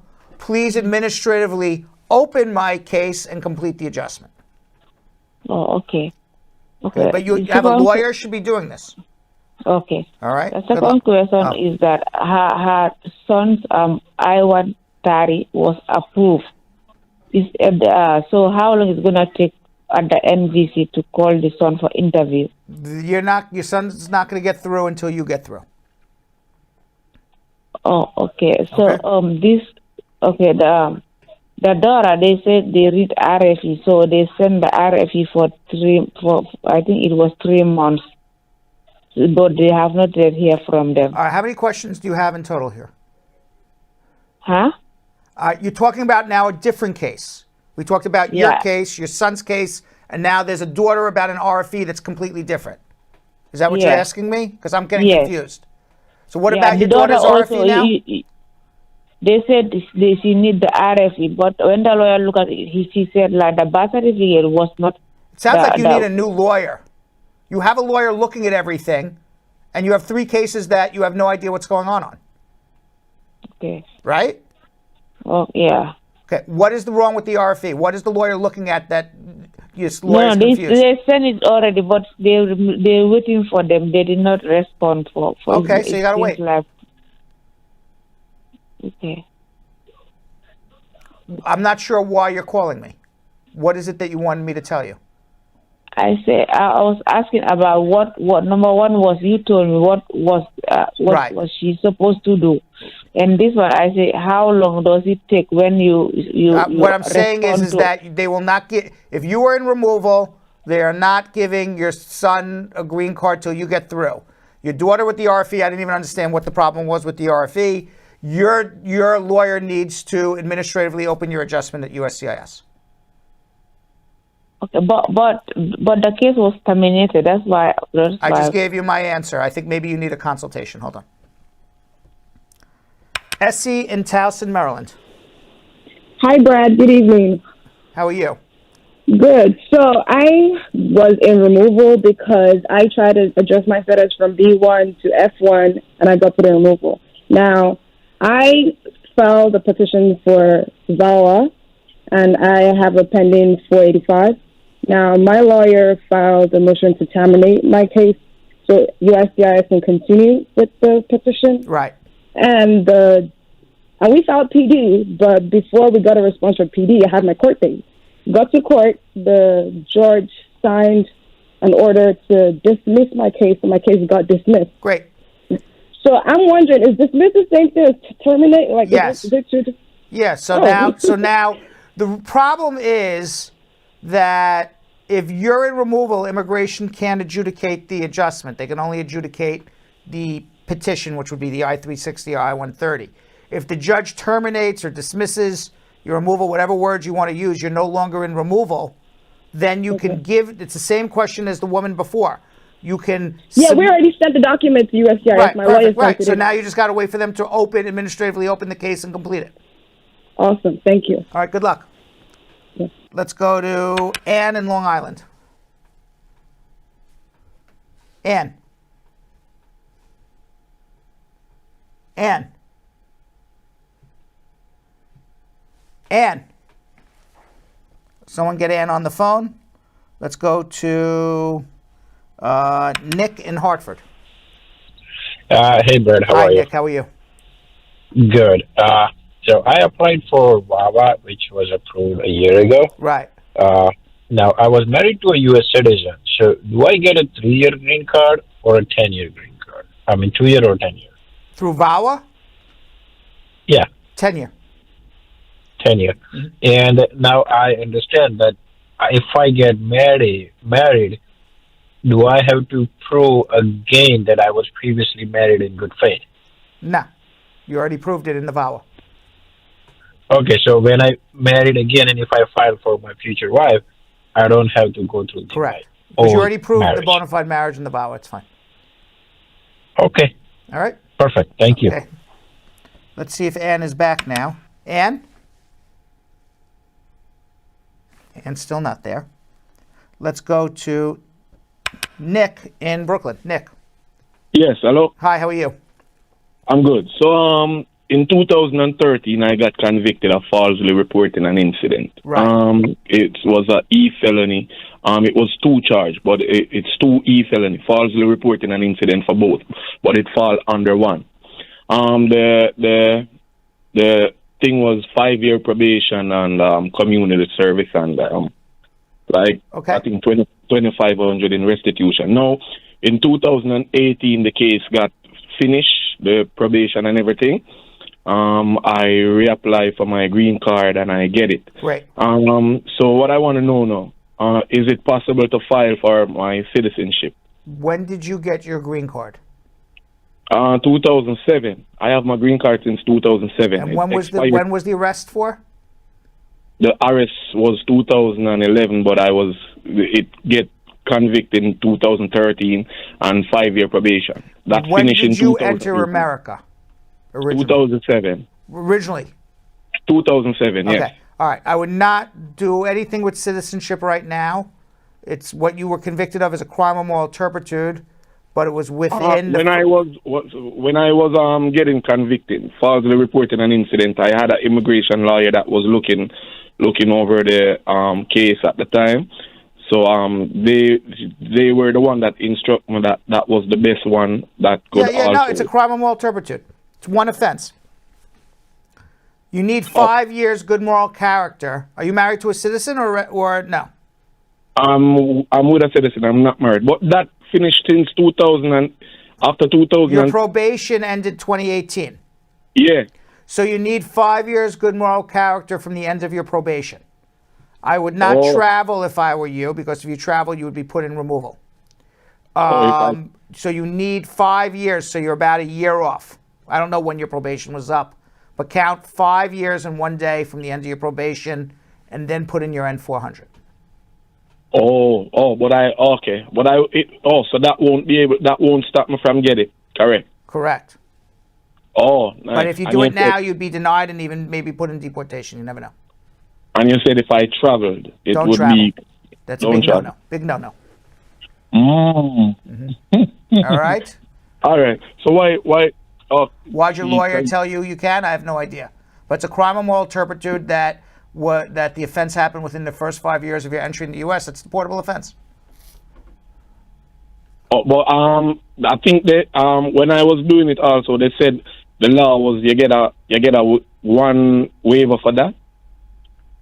But you don't have a waiver. Why do you want to go through that process? You would be put in No, deportation.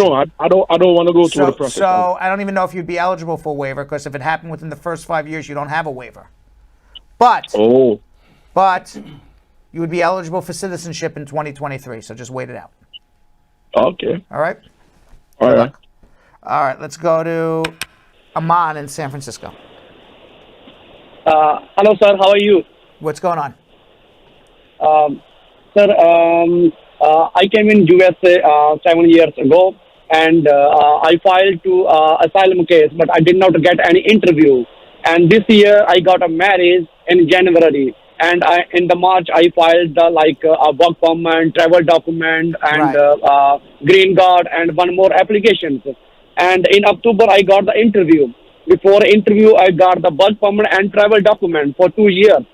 On the interview, the officer did our separate, me and my wife. He took like 1.5 hour my wife interview and 1.5 hour my interview. And end of the interview, he said, your case is on the reviewed, and I will give you answer in the mail in 2 weeks. So I'm checking every single day status online, and is more than 1.5 months. So what I can accept the next, and how many percent is the chance that they can be approval, or they can sending me again interview. So this is my I have question. no idea. I wasn't at the interview. They separated you to determine whether or not you're in a bona fide marriage. How did you answer the questions? I have no idea. I wasn't there. Maybe they want to investigate. Maybe they don't. Did you withdraw your asylum case?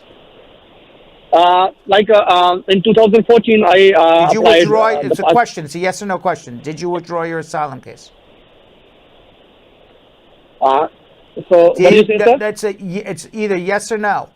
Did you I can't even talk anymore. Yeah, they asked me in the interview some asylum question. You withdrew your asylum case. I'm going to ask again. Yes or no? Did you withdraw your asylum case? So, no, maybe, no. No, okay. So, if you don't withdraw your asylum case, my answer is you'll be denied. You need to withdraw your asylum case, and then I don't know. So that's number one. Number two, I don't know what happened at the interview. You know, do they believe you and your wife are in a bona fide marriage? So those are two big issues. Withdraw your asylum case. Do that now. The asylum case, I did not get any interview from asylum. You don't understand the words coming out of my mouth. Withdraw. Listen very carefully. If you have a pending asylum case, you cannot adjust. The asylum case. Okay. If you have a pending, it's like I'm a parrot. Okay. Polly Parrot, Uncle Brad Parrot. That means he needs to hire you. Parrot. Parent. If you, it's Uncle Brad the Parrot. If you have a pending asylum case, you cannot adjust your status. You must withdraw it. So if you ask me what will happen, my answer to you is you will be denied. Not because of what happened at your interview, because you never withdrew your asylum case. If you withdraw your asylum case, then it goes to the next step. Did you prove it was a bona fide marriage between you and your wife? I have no idea. But withdraw your asylum case. Okay, sir. I got it. All right? I got it, sir. Thank you, sir. All right. Hello, Ann. You're on with Brad the Parrot. Yes, Brad. Good night. How are you? I'm good. I'm calling to ask you a couple of questions. Yes, go ahead. Brad, I got my green card. I'm from Jamaica, right? Right. And I have 2 underage kids that they overstayed their visitor's visa. But I want to file for them, but I don't do any taxes yet from I get the green card because I just got it in September. You can file even if you don't do taxes. How old are your kids? 8 and 10. Where are they? They're here with me. So how did you get your green card? Through a sibling? My daughter. Through your daughter, I mean. My daughter, Okay. yeah. So file visa petitions for your children. Even if you're not working, it's perfectly fine. Yes. It'll take about a year or two for the I-130 to get approved. They would have to go home and come back. If you're still not working at that point, somebody can give an affidavit of support. So I don't have to give the affidavit No, now? not now. Just file I-130s now for your kids. Get it going. So when they go home and come back? They go home for about 2 weeks. And the reason why is because they're minors. You can't hold their immigration violations against them. They're kids. They don't have no choice why they're here. So they're not going to bar them from coming back? As long as they leave before 18, it's fine. So I have to wait until I get the appointment in Jamaica before I go there? No. Yes, obviously, yes. What you need to do... Listen to me. What you need to do right now, as soon as you're done with this conversation, is file 2 separate I-130 visa petitions. One for each child. It's $535 per filing fee. File it. Don't worry about whether you're working. Don't worry about affidavits of support. File the I-130. One for each kid. Yes. Wait for the approval. Then call me back on my show and I'll give you the next step. Okay. Thank you very much, Brad. All right. Enjoy the rest of your night. My pleasure. Yes. Okay. And by the way, if you didn't get your immigration questions answered, I generally say follow me at Real Brad Bernstein on Instagram, but it doesn't exist. But you can follow us at Bradshaw Live on Instagram. Follow us at Bradshaw Live on Instagram, and you don't like 2 hours of Uncle Parrot? That your new name? My new name, Uncle Parrot. Okay. So I feel like sometimes I say the same thing 100 times. Don't let them get used to that. Yeah, what? Don't let them get used to that. They're going to start using it like, hello, Uncle Parrot. Right, I open my mouth. Right. You don't like 2 hours of this, but you can handle 2 minutes? Watch us at Bradshaw Live on Instagram. And, of course, you can follow us on our fastest growing social media platform, TikTok, and you can get a personalized video from me. Just leave a question in any of the comment sections. And Yo-Yo. Yep, you guys can follow me at Jonathan Elias TV on Instagram. And later in the show, we're going to hear our second part of Spar and Bernstein partner and immigration attorney Shannon LaGuerre-Maingrette's speech at the Haitian Ladies Weekend 2021, where she discusses the many ways Haitian immigrants can pursue legal immigration status in the United States of America and how Americans can assist them in their pursuit of the American dream. And now, introducing a VIP outtake from Brad's discussion with Jason Rochester and Cecilia Gonzalez, who are fighting to get Cecilia back to the U.S. after she self-deported to Mexico in January 2018 out of fear of Donald Trump's immigration policy.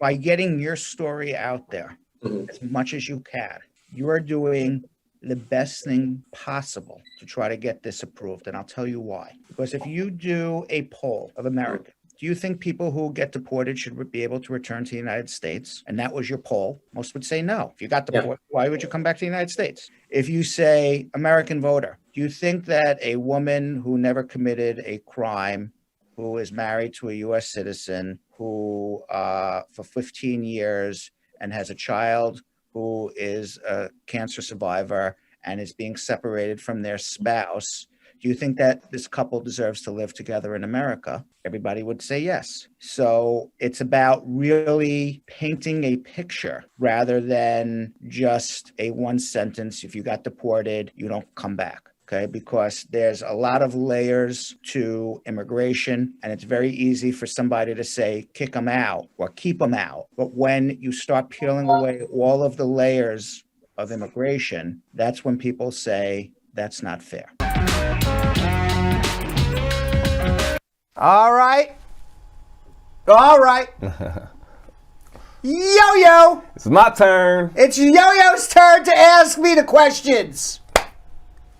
Yo-Yo said that every social media question, he wants me to repeat the answer 8 times. No, I definitely didn't say that, guys. Yo-Yo said, I'm going to ask the question. Definitely didn't say that. I'm going to ask the question. Brad, give me the answer not once, not twice, not 3 times, 8 times. No. It's that type of show today. Definitely didn't say that. All right, let's get show social media check-in. Let's check it out. All right. Our first one comes from Malik King. This is a VIP Facebook member. Can your parents send you to your native country for a long time and make you come back to the USA without a problem? Your parents can send you wherever you want because you're not unless you are emancipated.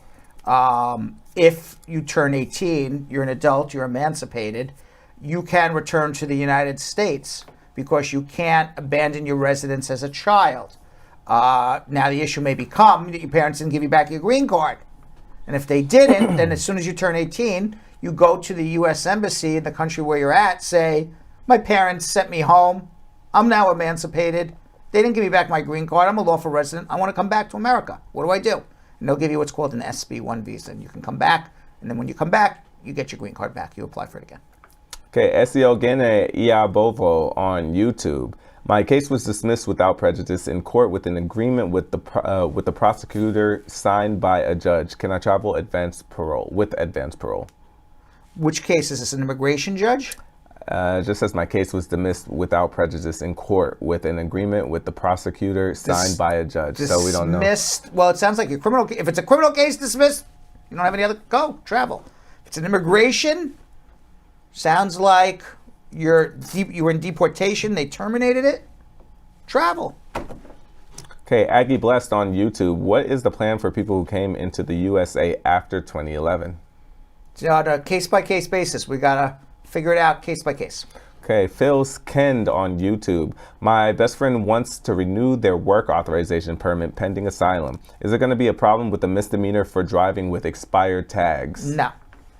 Jacinta Tudor on YouTube. Is N600 a good form for my son? He came when he was 17. I just became a citizen, but he's now 20 years old. No, he has to do naturalization when he's 22, 5 years after he got his green card. God is merciful on YouTube. I just received my 10-year green card through marriage. My husband refused to sponsor my 19-year-old child, his stepdaughter. Can I file for her, and how long will it take? She is here. Yes, you can file for her, but it's going to take about 5-7 years to go, and she would have to go back home because she's going to end up aging out. Now, if she's 19 years old and she's not emancipated yet, and then perhaps a special immigrant juvenile, because you can do that up until 21 if you can show it's not in your child's best interests to be reunited with the biological father. I don't know what the situation is with the father, though. Peter Yearwood on YouTube. I've been a victim of a crime. I filed papers through Catholic organization. It's been almost 3 years now. What can I do going forward? Request a work permit based on a bona fide U visa application.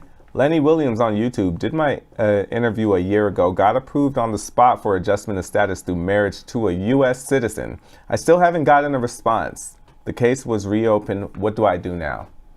Well, if you got approved on the spot, you get a response. Perhaps you didn't get approved on the spot. Perhaps you were mistaken. Sounds like we need to delve into this more. March Higgs on Facebook. My friend's EAD expired. She filed for a new one. It's 1 year and 8 months and she's not heard or received it. She refiled a couple months ago and got her receipt letter and nothing else. What can she do? Wait, what happened? My friend's EAD expired and she filed for a new one. It is 1 year and 8 months and she's not heard or received it. Well, then there's a problem with that work permit renewal or her application. And she refiled a couple months ago, got a receipt letter and nothing else. Yeah, there's a problem. She'll get a receipt notice every time you file. That doesn't mean you're going to get approved.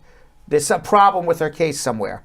She needs to see somebody. All right, last one. Loretta Williams on YouTube. I'm an F1 visa in the state and also have a pending VAWA case. My question is, I'm still on F1 visa. I'm still attending school. I would file an adjustment, even though you have a pending VAWA, and forget about your student visa. You can go to school on adjustment. You can do whatever you want on the adjustment. Get a work permit. I'd be filing an adjustment with the VAWA. Perfect. All right. Last week we heard the first part of Spar and Bernstein partner and immigration attorney Shannon LaGuerre-Maingrette's speech at Haitian Ladies Weekend 2021, where she explained the history of immigration policies affecting Haiti. Today we will hear the second half of her talk, where Shannon breaks down the many ways Haitian immigrants can pursue legal immigration status in the United States and how Americans, particularly Haitian Americans, can help. Let's watch.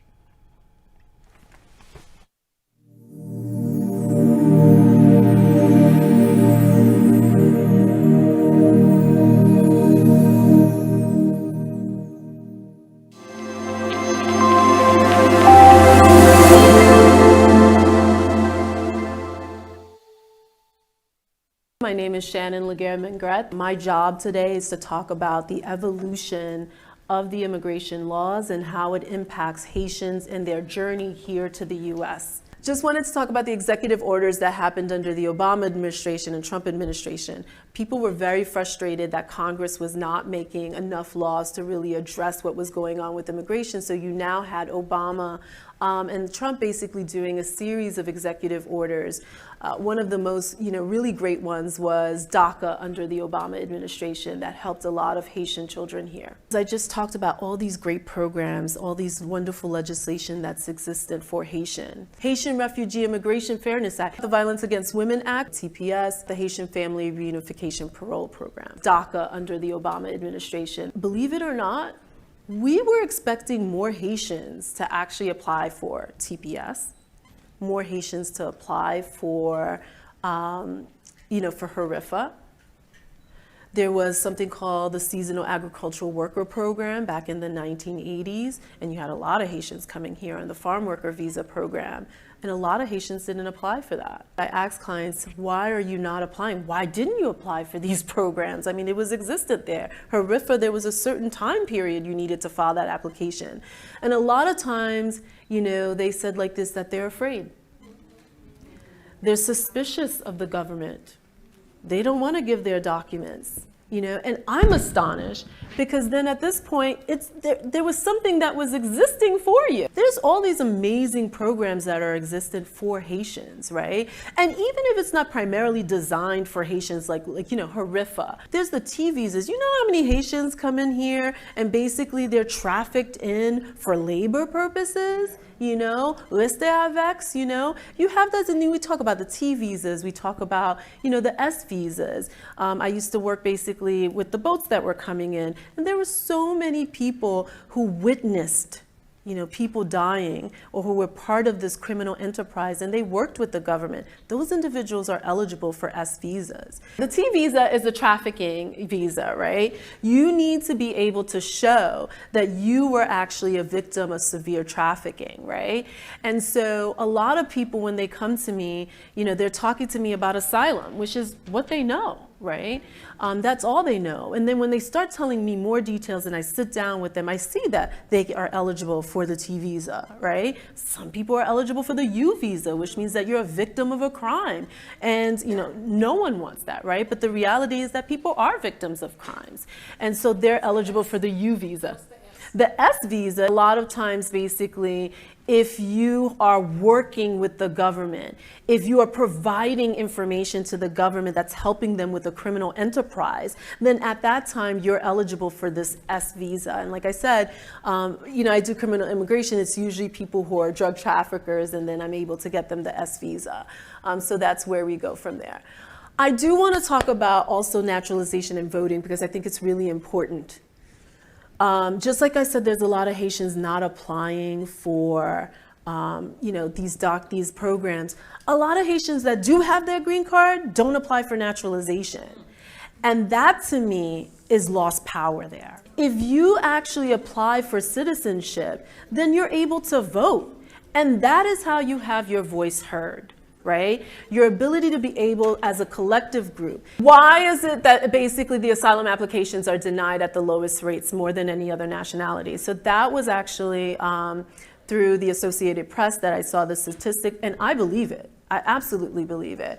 And I think the reality of the situation is because they're not represented correctly. I don't know how many times I've had Haitians come to me with asylum applications. By the time they get to me, they're in court. And I'm like, okay, so tell me about your asylum application. And they're like, well, ça dit su application. And then I'm like, but okay, do you know? And they didn't know. They had people that were actually notarios doing these asylum applications for them. The insanity of it is that some of them actually had really good asylum applications had they really sat with someone who was experienced and who would be able to help them. And that's the sadness of it. There's different ways that you can actually get asylum. And so there are a lot of times when they're telling you about their story, and it takes time to sit down with someone. If you're doing it quick, you're not going to be able to get the story. But if you take your time, you will find an asylum application. You will find an asylum claim. Many of them have it. I have represented many women who were raped. When you start delving into it, you see the politics in it. Because remember, rape is basically a weapon, that is used, in politics in certain countries, right? Like these third world countries like Haiti, etc. And how many times have I argued that and have been successful on that? Right? Because they were targeted because they were women, right? And because they possibly knew someone that was involved in politics. But then it comes down again to access to information and how we as a community, as a collective group, really basically advise these individuals the importance of basically having adequate, zealous representation. As people, Haitian brothers and sisters, I think it's really important for us to run for office. And also for us to basically work in some of these organizations, the immigration agencies, Citizenship and Immigration Services, the Department of State. It's important to have Haitians in these positions being able to really help you. I think it's so essential because when I am in court and I have someone that is Haitian, that is opposing counsel, to me it makes a difference, right? Because I'm able to communicate with them and understand. When I'm basically dealing with passport issues with Haitians and the officer is Haitian, makes a fundamental difference. And we really need to look at, not everybody has to be an attorney, right? Not everybody has to be a doctor or a nurse, etc., but certainly can work for these organizations and really be a change maker. And I think it's important that we really look at that and also look at running for office. All right, thank you.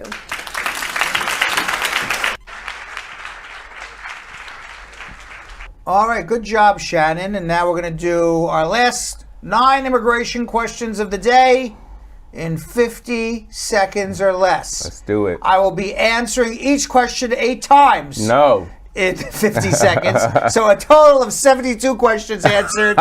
No, it will be 9 questions in 50 seconds. Let's do it. All right.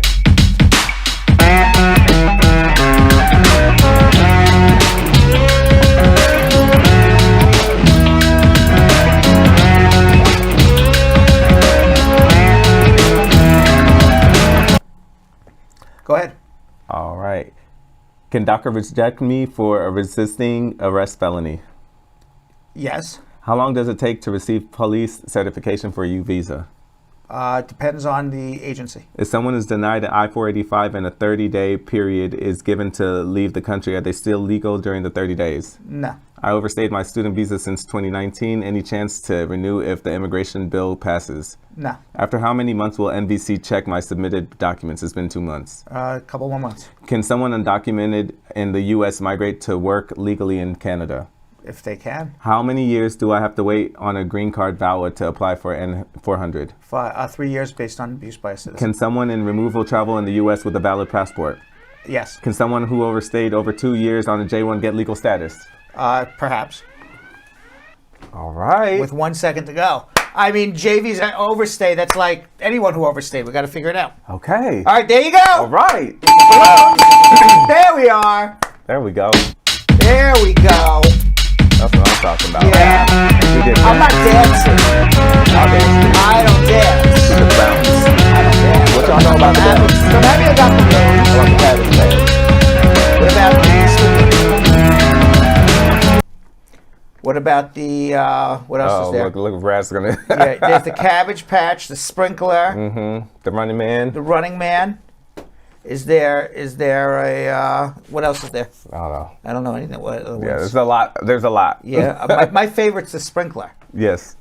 Oh, look at Brad. Yeah. There you That's go. my favorite. All right, comments of the day. Let's do it. Comments of the day.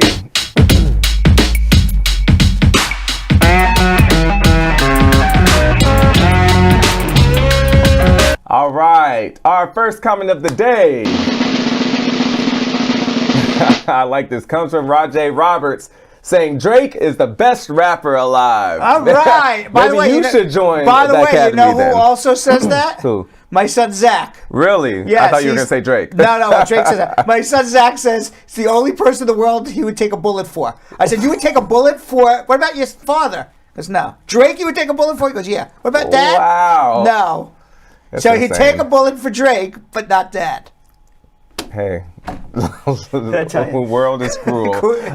But Joe goes, that's a teenager. But Right. he's 20. He's not even a teenager anymore. Is that Gen Z? Yes, Gen Z. Yeah. There you go. See? All right, our second comment of the day comes from Juliet E. saying, hello, sir. I'm wishing you a compliment of the season. Thank you so much for being so patient and also for understanding all of the undocumented languages. Oh, thank you very much. So it's Uncle Patience, not Uncle Parrot. It's not Uncle Parrot. It's Uncle Patience. There you go. UP. UP. What's up? When you say what's up? Regardless if it's Uncle Parrot or Uncle Patience. But up. Yeah, it's not. What's up? What's up? All right, our third comment of the day comes from the beautiful Dawn Harriet saying, laughing, teaching, educating, and informing is all here on BSL. You got it. That's right. That's why people come back again and again. Because of all of that. That's right. Yes. And our last comment of the day comes from Axel Lawson saying, this is simply really good content. I'm glad I landed here today. I'm glad you Welcome. landed here as well. Please tell a friend to tell a friend to tell a friend that tomorrow, we had pre-hump day today, according to Dawn Harriet. We did. But tomorrow's the real hump day. We'll see you all is. tomorrow. Thanks for watching. So Sam, as part of the production, we have to say this disclaimer at the end of the show. Do you mind reading it for me? Okay, but you know, Brad, I have to do everything around here. Forget it. I'll do it. The proceeding was information only and not specific legal advice. Consult an attorney about your individual situation. Prior successful results do not guarantee a similar outcome in the future. To make an appointment with the Spar and Bernstein law firm located at 225 Broadway in New York City, call 1-800-529-5465. That's 1-800-529-5465. Easy to remember, 1-800-LAW-LINK. That's 1-800-LAWLINK.